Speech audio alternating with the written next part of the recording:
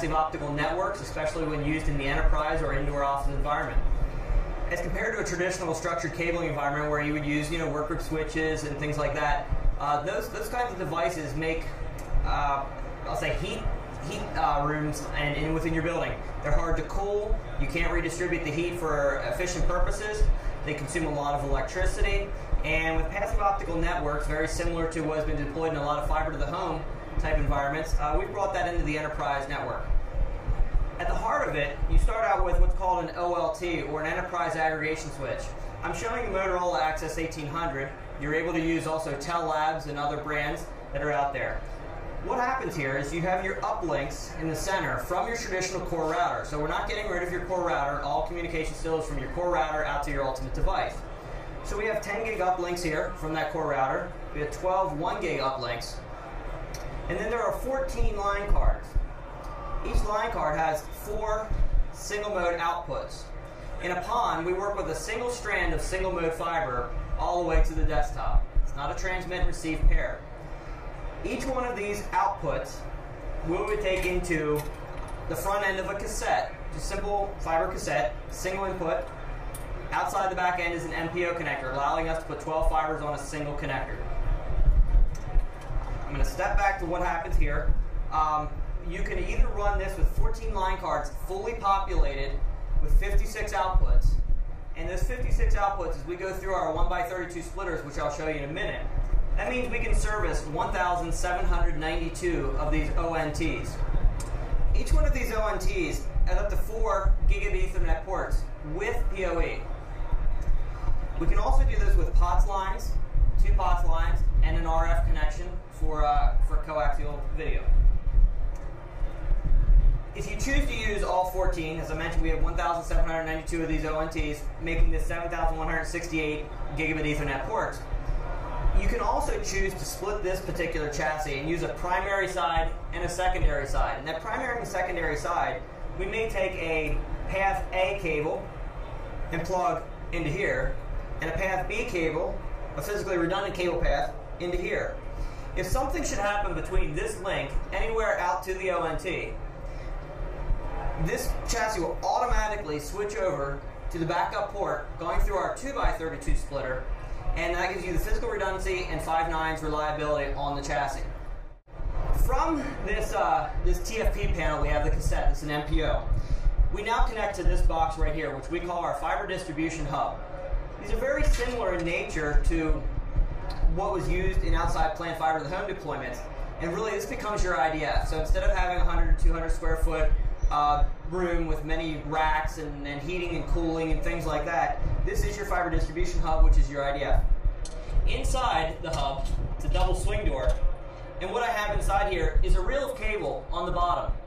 This temporarily mounts to the side here and uses our rapid reel technology. I'm going to demonstrate the rapid reel on our fiber distribution terminal here. It's the same idea. We mount the reel down here, has an MPO cable with a pulling eye, and we simply pull and it winds off our cable. This is a 3mm plenum rated 12 fiber cable with MPO. And what we do is we put one of these on every floor or every other floor, and we pull this MPO cable back down to plug into that cassette. It would then connect here to the feeder, which then just breaks out to individual fibers up here on our splitter bank. The splitter bank, single fiber in. We have our plug-and-play splitters, which are single in, 32 fibers out. In this particular case, this is our 72 fiber hub. It means it can service 72 of these ONTs. We have a 288 fiber and a 432 fiber version. Coming around the front from the splitter legs route very neatly into these banks. Each one of these banks of 12 fibers is going to correspond to a consolidation point, our fiber distribution terminal. I'll talk about that in a minute. As you route the cables, the splitters come with this little housing from the factory. It makes routing very easy, but you also have something called a parking lot. So when you're not bringing up service to someone, everything is stored down here. If you need to bring up service, you simply connect. Back to the inside. On the front side of those banks, we've plugged the splitter legs. On the back side, we simply have 900 micron SC APC connectors. Everything in a PON is APC. We bring those back and they connect to MPO cables again, 12 fiber MPO cable. And that's where we have our fiber distribution terminal again. And I'll re-demonstrate this rapid reel, where we would put these either in the ceiling, on a wall, or under a raised floor. We'd mount these, pull off whatever cable is needed.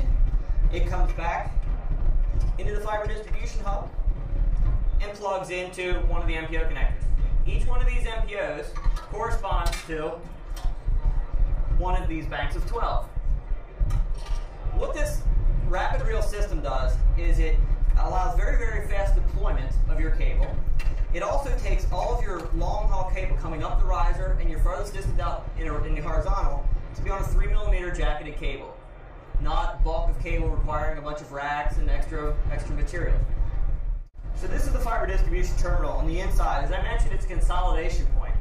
So as I open the box, it's a traditional box wrench. It can be used with a padlock, or there are punch outs that you can do a physical lock.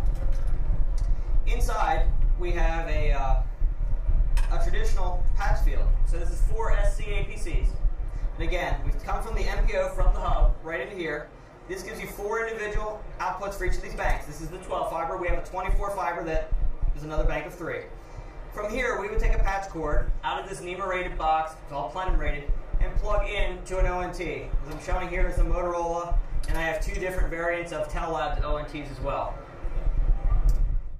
From there, it's a single fiber into the ONT, and you use traditional copper patch cords out of the ONT into your device.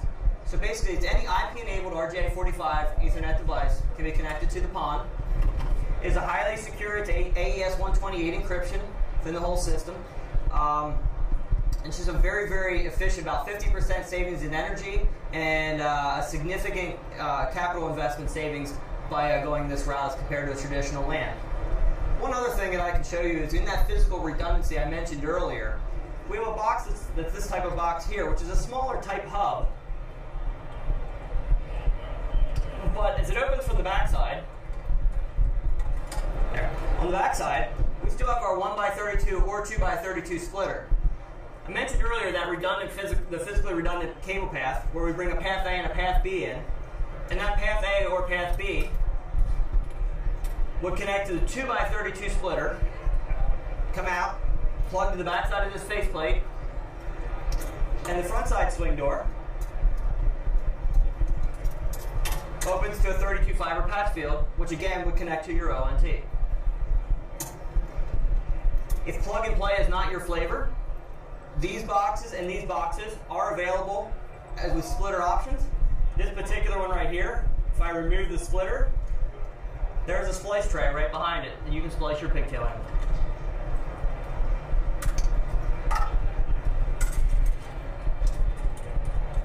So we've got what we call Optical LAN Solutions, what TE calls this solution here. Again, it's a passive optical network, and it's really gained a lot of popularity recently, and we expect a lot of growth within the enterprise market.